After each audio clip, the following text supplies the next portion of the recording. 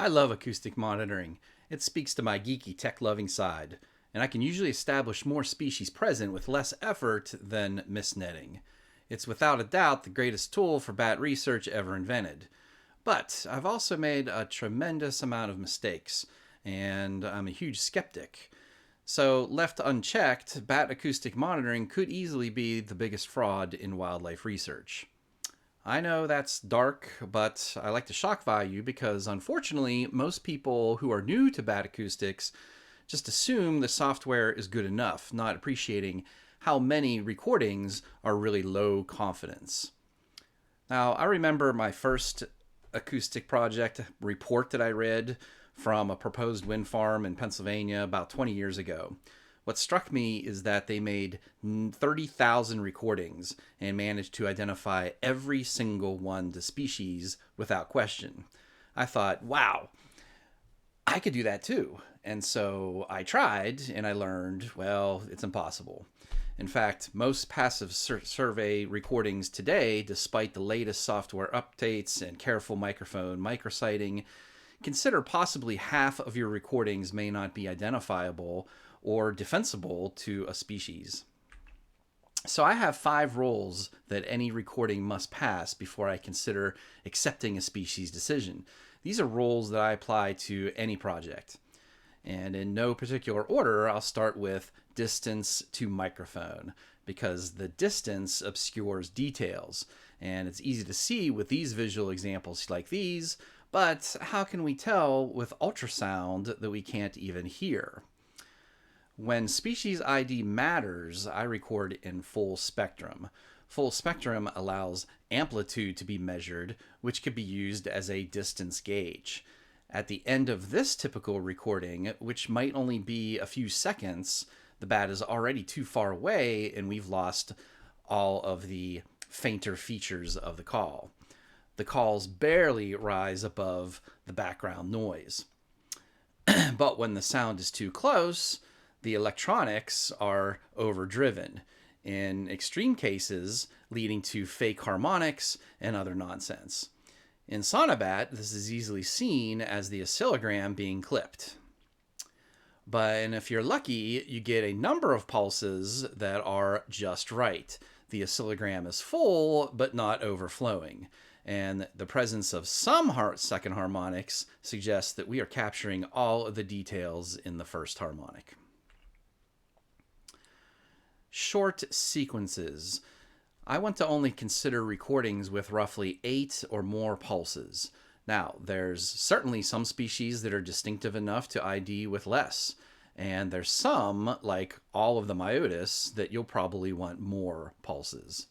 The key point is that bats can literally say anything for just a few pulses, and I need more than that to know the context or behavior as to what they're saying. So only a few pulses like this, I would just call this a fragment and move on. Then there's noise.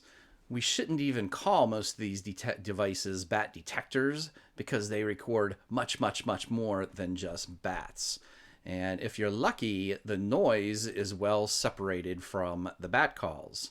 In this case, applying a low frequency filter masks the really offensive low frequency noise to reveal a lot more calls that were initially hidden.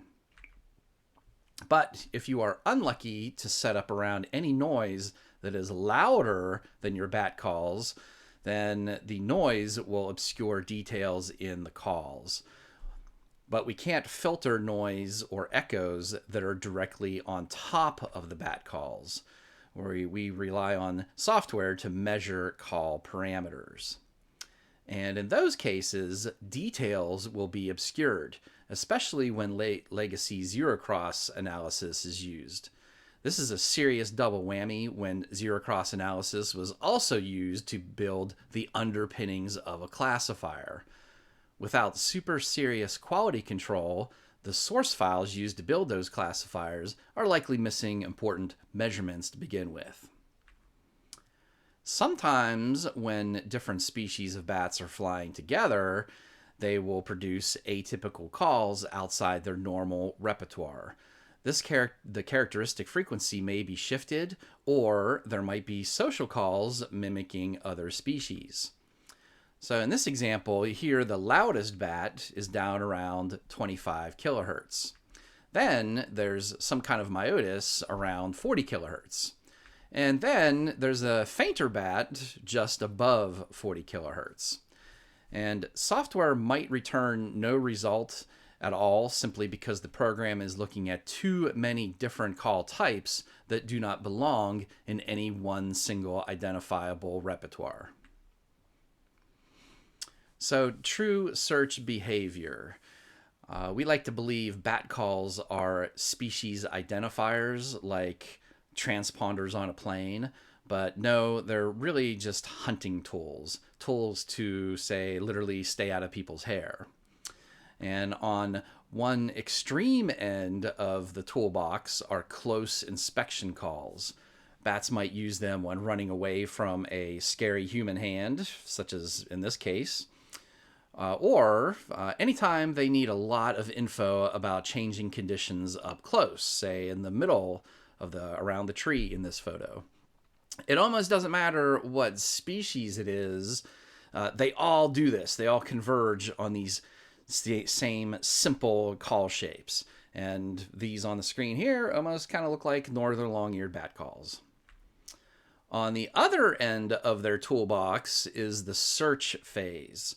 These tend to be the more species distinctive call types in the bat's repertoire.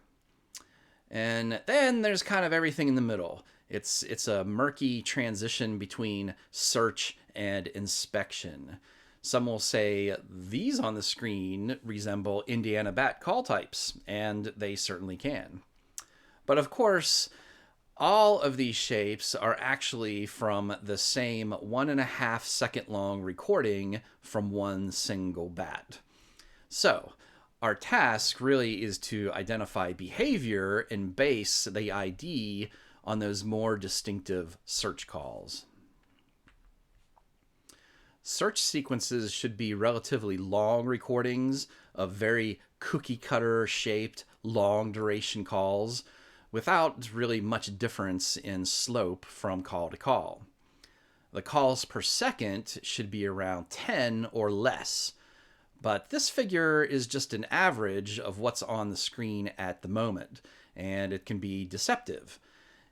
This area of steepness, kind of in the middle here, is kind of sus. I'm not going to base any ID on that odd shape in the center there, because when we zoom into that section, the calls per second jumps up to 28.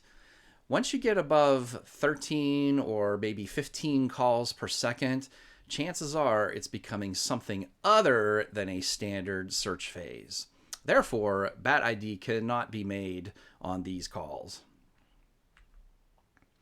Most of us initially view recordings in compressed view, which removes the quiet time between pulses and allows for the call shapes to be seen more clearly.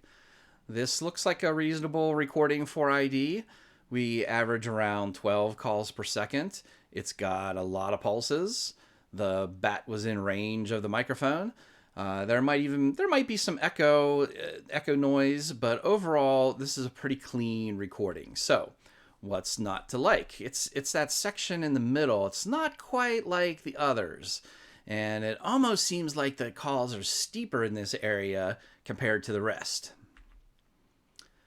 Real-time view doesn't tell us anything about the steepness, but it does tell us, does reveal the true spacing between the calls. So we've switched to real-time view in the software. And there in that section, it seems like the calls are kind of bunched up, as if the bat sped up calls, perhaps to get more info about something of interest. And when we pick one pulse from the beginning of the sequence and pick another one from the funky bunched up section, and then compare them in high resolution, the differences become quite clear.